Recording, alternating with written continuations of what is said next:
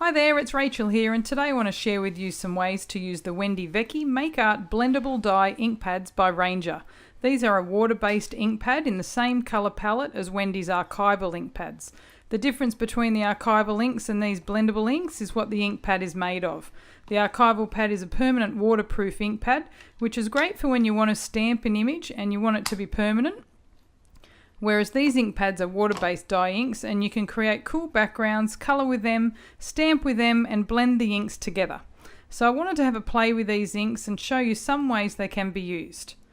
First I wanted to see how they would go making some backgrounds, so I've grabbed some tags, and this is the Distressed Tag Assortment pack, which has a bunch of different tag sizes in there.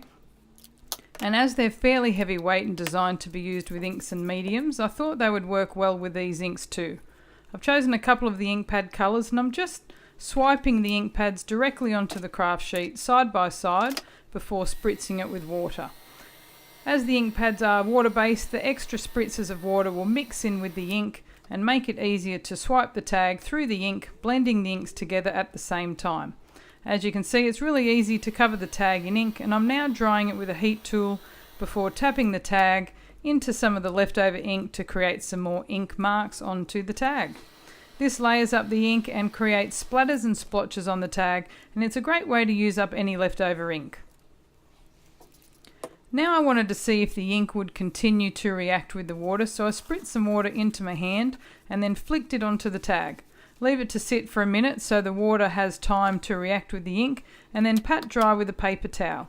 You can see the water droplets have lightened the ink where the water droplets were, which gives you another way to use the inks and layer up backgrounds onto your tag.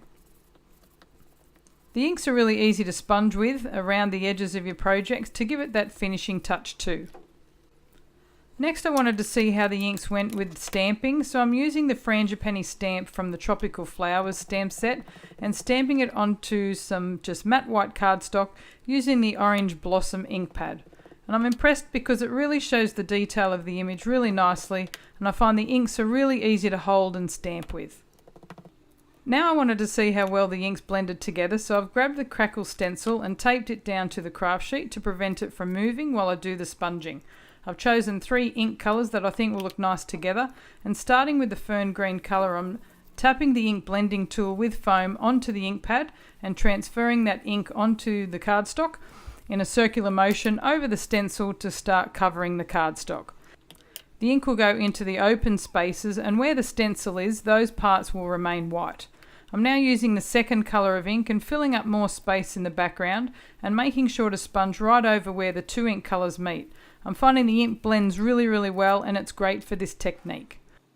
Lastly, I'm finishing off with the acorn ink colour and around the edges a little, just to give it a darker finish.